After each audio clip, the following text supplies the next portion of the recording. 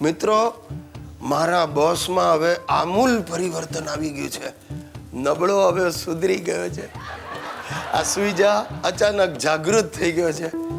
પહેલા અમારી પીઆરઓના ઉત્કર્ષની વાતો કરતો હતો, પણ હવે ગુજરાતના ઉત્કર્ષની વિકાસની વાતો કરે છે. તમે નહીં માનો, સીએમ બ્રાન્ડ કુર્તા પહેરીના ફંક્શનોમાં હાજરી આપે છે. ઓફિસનું વાતાવરણ એકદમ નંદનવન જેવું થઈ ગયું છે. ગિરીશ કુમાર, ગ્રીન ગુજરાત મુબારક. આપણું ગુજરાત વૃક્ષોની ગીચતામાં આખા ભારતમાં બીજા નંબરે આવે છે. શું વાત કરો છો સર? હા ગિરીશ કુમાર, આખા રાજ્યમાં 2009 સુધીમાં વૃક્ષોની સંખ્યા 26.9 કરોડ હતી, જે હવે તો વધીને અનેક ગણી થઈ ગઈ હશે. ક્યા બાત હે જાડાવાલા સાહેબ. અરે આપણે ધન્ય છીએ કે આવા હરિયાળા ગુજરાતમાં જીવીએ છીએ. અરે 5000 ગામોમાં 5000 સ્વર્ણિમ વનોનું નિર્માણ થયું છે.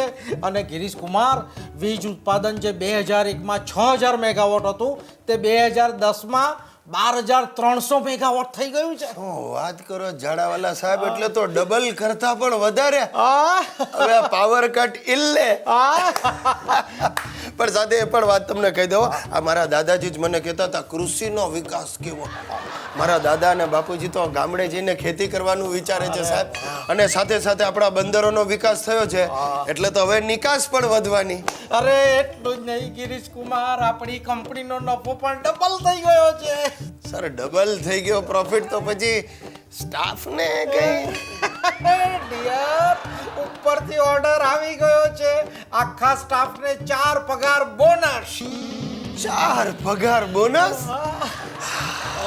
એક કામ કરો, હવે ફેમિલીને લઈને પરદેશ ટૂર પર જાઓ. નહીં, અરે હોતું હશે જાડાવાલા સાહેબ. પરદેશ જવાની શું જરૂર છે? સ્વર્ગ ગુજરાતમાં જ છે. अगर आपने गुजरात नहीं देखा तो कुछ नहीं देखा. कच्छ की चांदनी रात में खुद खुदा भी सैर पर निकलता है. अगर धरती पर कहीं स्वर्ग है तो वो कच्छ में है. हाय, તમે મિમિક્રી બહુ ફાઇન કરો છો. એ Girish Kumar, I have decided કે આપણી કંપનીની નેક્સ્ટ જનરલ મીટિંગ કચ્છમાં જ હું રાખીશ. હા જાડાવાલા સાહેબ. એ શિયાળે સોરઠ ભલો ને ઉનાળે ગુજરાત, એ ચોમાસે વાગડ ભલો પણ મારો કચ્છડો બારે માં. મારા પ્યુનને મેં ઓફિસમાં પૂછ્યું, એટલે તને ઇંગ્લિશ આવડે? મને કે હા આવડે. મેં કહું બોલ. તો કે ઇંગ્લિશ. હવે તું ભાઈ મગજના લમણા નહીં લે ને. આ મારો ઘરનો નોકર ઓછો નથી. આ એને ઇંગ્લિશના ફાંકા ચડી ગયા છે.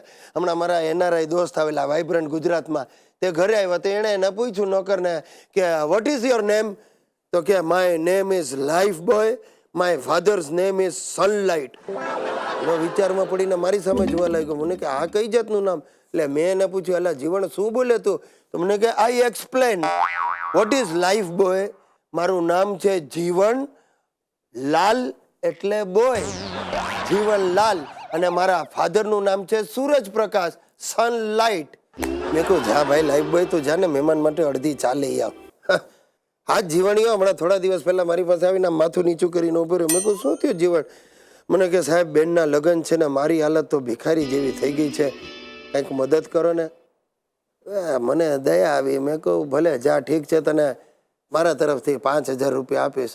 રાજી થઈ ગયો. મને કે થેન્ક યુ સાહેબ, આજે મારી હાલત ભિખારી જેવી છે, તમે મદદ કરી, કાલે તમારી હાલત ભિખારી જેવી થશે ત્યારે હું તમારી પડખે ઊભો રહીશ.